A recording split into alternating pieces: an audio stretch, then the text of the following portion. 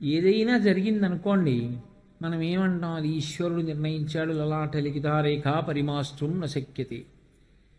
ఒకటి జరగలేదనుకోండి, ఈశ్వరానుగ్రహం లేదంటాం.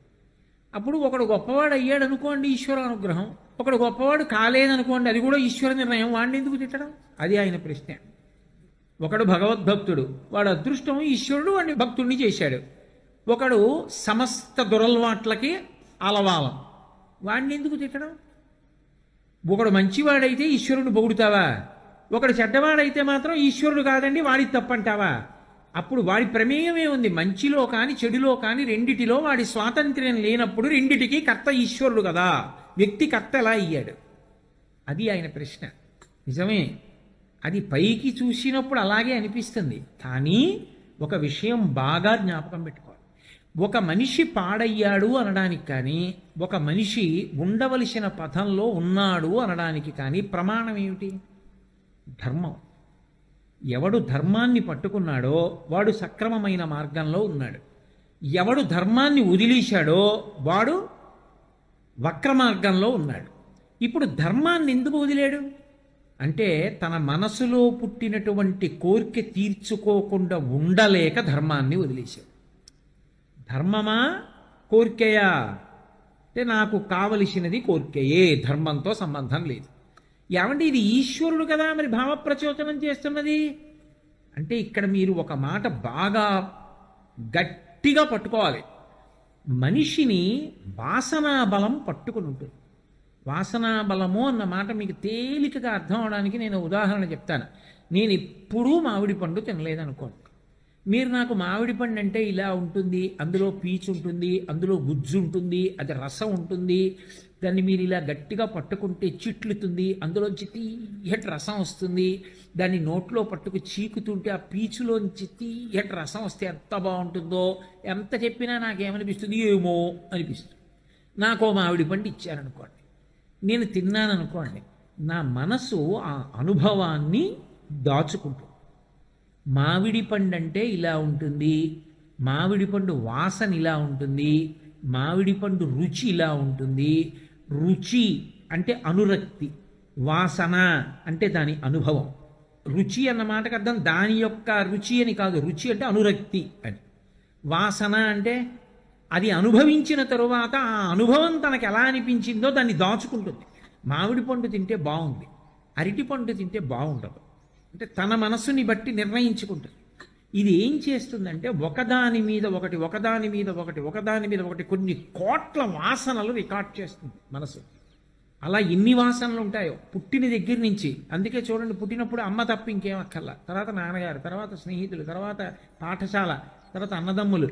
అమ్మ లేకపోతే అమ్మ బాబోయ్, అమ్మ లేకపోతే ఉండగలనా అంటాడు. అదే తల్లికి అంత్యేష్టి సంస్కారం చేస్తాడు ఒకప్పుడు. బతకట్లా. భార్య లేకపోతే అంటాడు, ఈ ఇల్లు లేకపోతే, ఈ పదవి లేకపోతే అంటాడు. లేకుండా పోయినా బతుకుతాడు. మనసు ఏం చేస్తుందంటే, ఈ వాసనలన్నింటినీ దాచుకునేటప్పుడు మెల్లమెల్లగా మెల్లమెల్లగా మెల్లమెల్లగా ఏం చేస్తుందంటే, తనకి ప్రియాతి ప్రియమైనటువంటి వాసనలు కొన్నింటిని, 2-3 వాసనల్ని బాగా లెక్క పెట్టుకుని అనురక్తం అవుతుంది.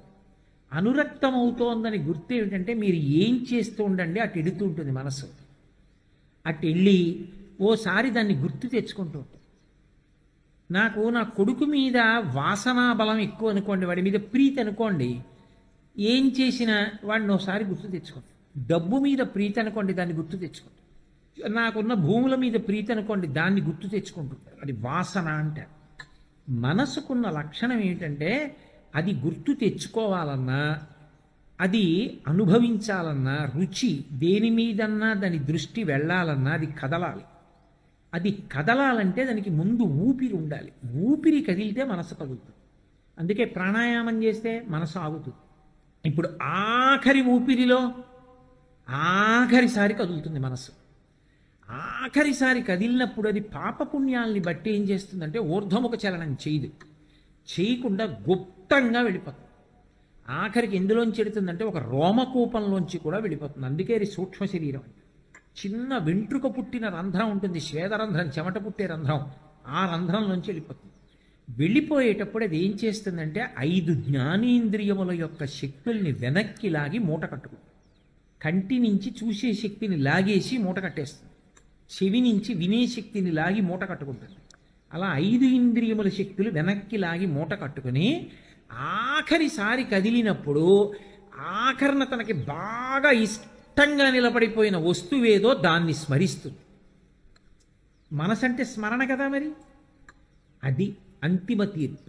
అందుకే నరుడి పునర్జన్మలో ఈశ్వర ప్రమేయం ఉంటుంది.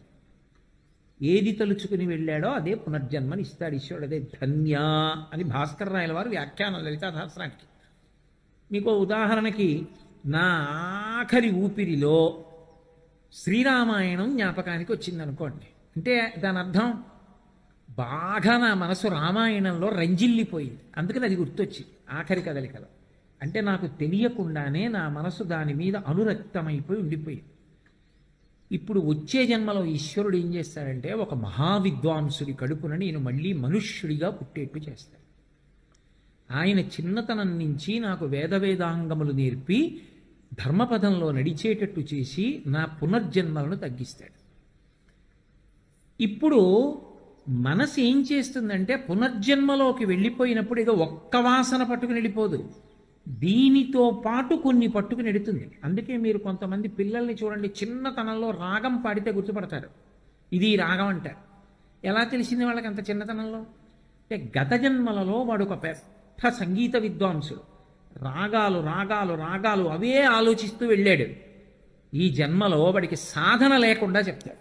ఒక్కొక్కడు చూడండి, ఒకసారి చదువుతాడు ఆ పద్యాలన్నీ వచ్చేస్తాయి, ఎందుకంటే వాడు గత జన్మలో అంత సాధన చేశాడు అవన్నీ, అందుకే అన్ని వచ్చాయి ధారణలోకి.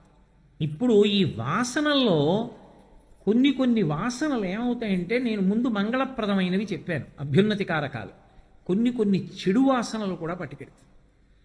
నాకు అన్ని మంచి విషయాల మీదే అనురక్తమై ఉండాలని ఎక్కడుంటుంది? ఉండకూడని విషయం మీద నాకు ఉండిపోయింది అనుకోండి. నాకు మధుపానం అలవాటు, కళ్ళు తాగుతూ ఉంటాను అనుకోండి ప్రతిరోజు. నేను కేవలంగా ఒక ఉదాహరణకి చెప్తున్నాను.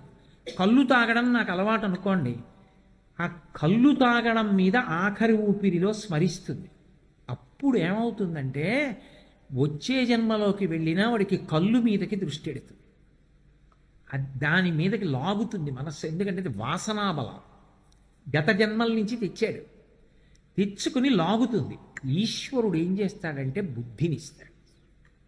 బుద్ధి అంటే నిర్ణయాత్మక శక్తి, ఇది ఇతర ప్రాణులకు ఇవ్వడు, ఒక్క మనుష్యునకే ఇస్తాడు.